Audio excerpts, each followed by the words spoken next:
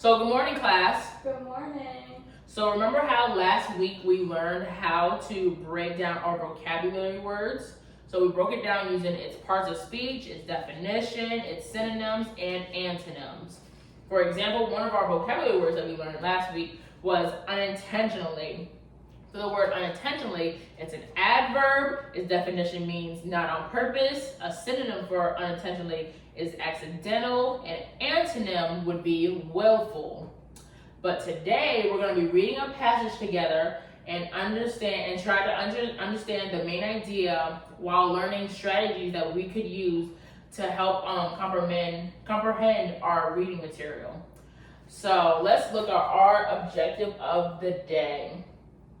So can everyone read this with me, please? So our objective says, given a short passage and a worksheet, students will answer questions relating to the passage with 80% accuracy or 4 out of 5 correct. So what this means, by the end of this lesson, after we've done some practice, you're gonna read a little small passage by yourself, and then you're gonna answer the questions that relates to whatever topic it is talking about.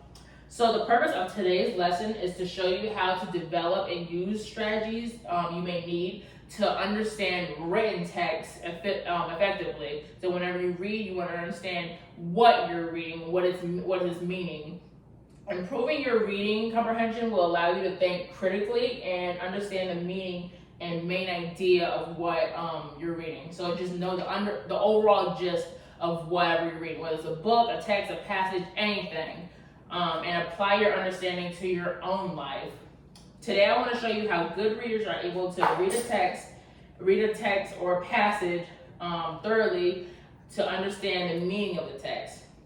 Good readers are able to engage with their text and understand the main idea, make connections, analyze the author's purpose, as well as analyze their perspective as they write. So you're just understanding what's going on as you read. So I'm gonna pass out your passages that we're gonna read together. Well, I'm gonna start off, and then I'm gonna have you echo read, which means I'm gonna read a part, and then you're gonna read back what I just read. All right. So grab your passages, and let's begin reading. We're gonna be reading a passage on the history of soccer. The oldest soccer-like sport was played over 2,000 years ago in ancient Chinese, Greek, and Roman cultures. A rock sometimes served as the ball. In some instances, a ball was made from an animal hide stuffed with hair. In its current form, though, soccer evolved from 19th century England and was brought to the United States by immigrants. England's first football association was created in 1863, which is when the sport began to become standardized. Now, can everyone repeat that first sentence in the second paragraph with me? Can somebody read it aloud? Ellie? England's first football association was created in 1863, which is when the sport began to become standardized. Thank you. The association established rules which continue to evolve. One of those rules that the ball could not be carried by hand resulted in the official separation between the sports of soccer and rugby. Increasing industrialization made soccer more and more popular in England. While it had originally been played largely by public school teams, workplace-based teams began to emerge in the 1900s. Can someone repeat back that last line I just read? Ellie? While it had originally been played largely by public school teams, workplace-based teams began to emerge in the 1900s. Thank you. Talented players were paid, and as a result of workplace team matches, soccer became a revenue-generating spectator sport. The first professional soccer league was the English Football League. Semi-professional leagues were introduced in Germany in 1949, and the first professional German division began in 1963/64. While the first American soccer leagues used the term football for the sport, like their European counterparts, they switched to the term soccer in the late 1910s and early 1920s to avoid confusion between soccer and the American game, and also and still called football. The first U.S. professional soccer leagues formed in 1967. The United Soccer Association and the National Professional Soccer League. These soon merged to create the North American Soccer League in 1968. Someone read back that last line for me, please. Ellie, thank you. These soon merged to create the North American Soccer League in 1968. Thank you. Soccer's popularity continued to increase in the United States, and in 1994, the U.S. hosted the 1994 FIFA World Cup. Major League Soccer in the U.S. was established in 1996. Somebody read back that last line of the passage for me, please. Eleanor. Major League Soccer in the U.S. was established in 1996. Thank you. So now we just read our entire passage, okay? So we read about the history of soccer. Now that we finished reading it, can someone answer this following question, raising your hand quietly? How does the author organize the information in the text? Was it written chronologically? Was it a problem and solution? Was it cause and effect? Does anyone know? Allie? Chronologically. Why? Because it was in order of like the times it happened.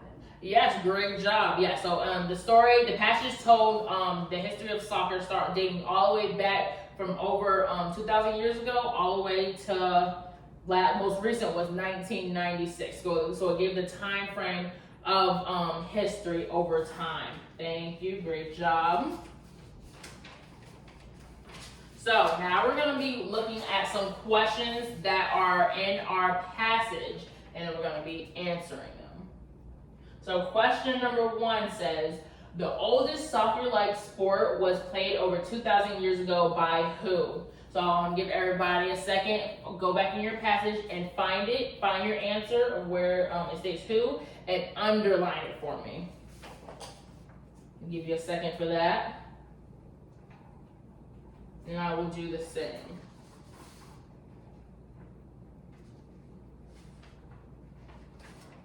Okay, so the answer is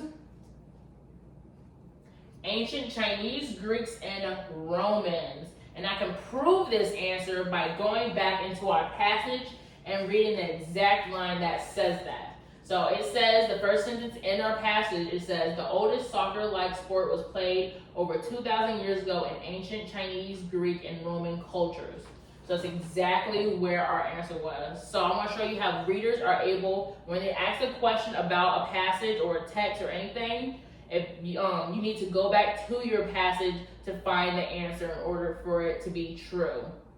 Okay, so I proved it by finding the first line and underlining it to show my evidence. Now let's move on to our next one. So if you cannot prove your answer, then it might not be right. So you need to be able to go back to the passages and reread it to find answers. So you will read over time, multiple times, your stories as you answer questions to know what you're looking for. Now let's look at question number 2. Where did soccer as we know it today evolve from? So I'm gonna give you a second, go back in your passage, reread the part, and then find it. And once you find it, underline it for me, please.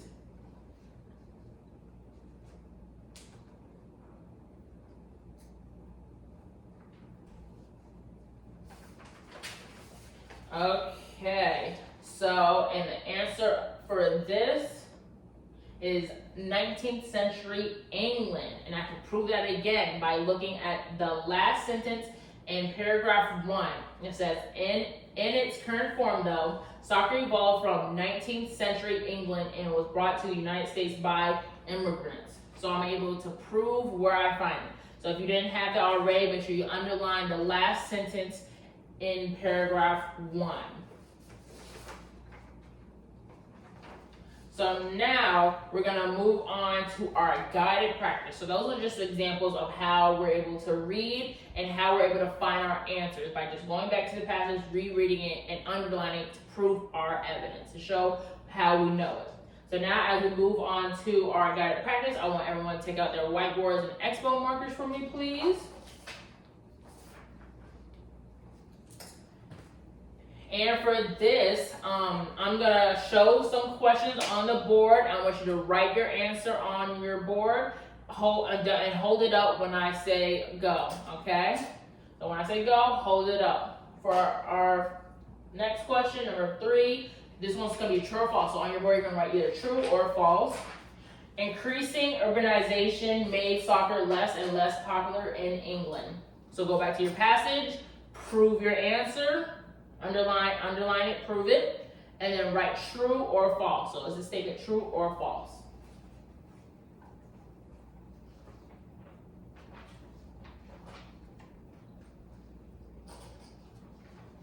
Okay, can everyone hold up their board for me, please?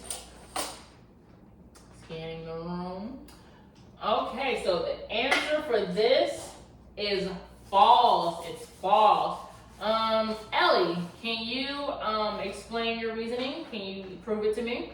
In the third paragraph, the first sentence says increasing industrialization made soccer more and more popular in England. Great job. Yes, it actually made soccer more and more popular, not less and less. So she was able to prove her answer by going back and underlining her sentence.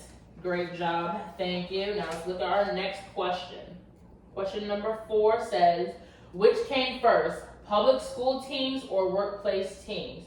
So on your board, you're going to either write A, which is public school teams, or B, workplace teams. So write either A or B on your board for me, please. I'll give you a second.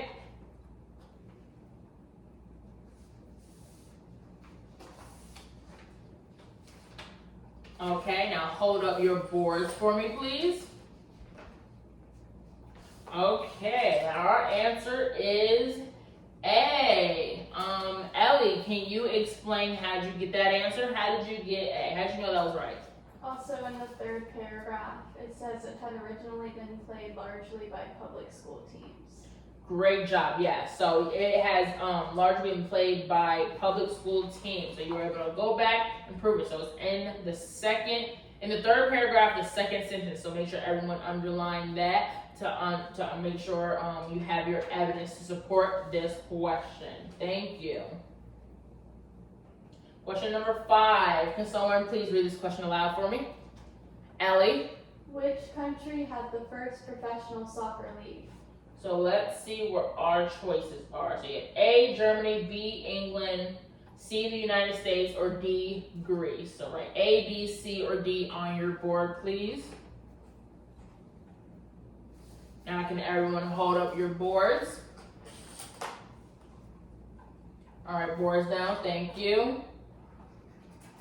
It is B, England. Does anyone want to prove how they got that answer? Is there any volunteers?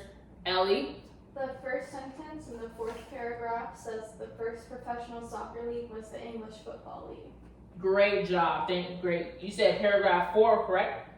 Yes. Yes, paragraph 4. So that one. So the English Football League is just England. So English, England.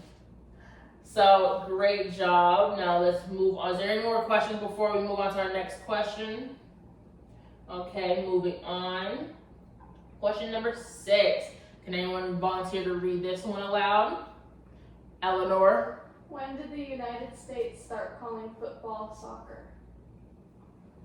Is it A, 1910/1920s, B, 1949, or C, 1963/1964? So go back in your passage, underline it, and then write your answer on your board for me, please.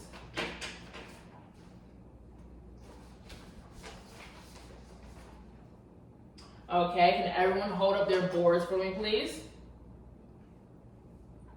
Ellie, can you give me your answer for me, please? I said A. Great job. Yes, it is A. Can you prove that to me? Can you show me your evidence? In the last paragraph, it says they switched to the term soccer in the late 1910s and early 1920s to avoid confusion. Thank you. Yeah, so they switched it to avoid confusion 1910/1920. Great job. Thank you, everyone. Can everybody wipe off your whiteboards and place them to the side for me, please?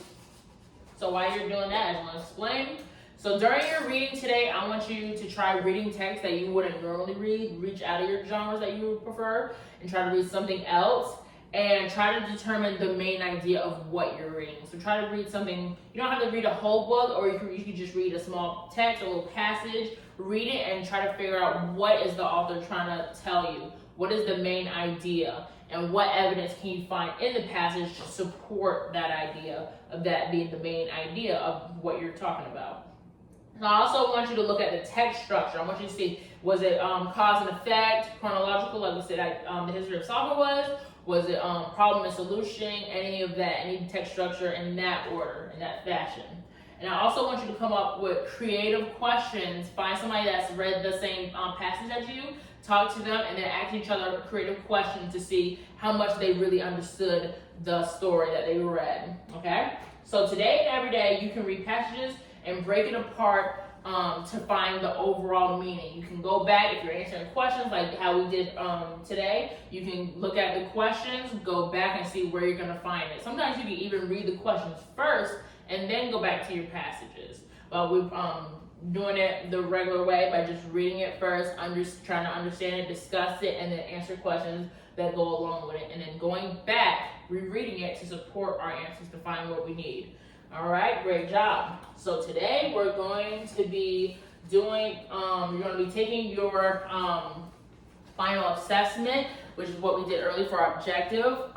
You're going to get a short passage and a couple of questions that goes along with that passage, and you're going to complete that quietly and independently, please. When you're done, I'm going to come around and collect it. So when you're done, flip it forward, flip it on the back, and put it on your table. I'll come around and collect those very shortly.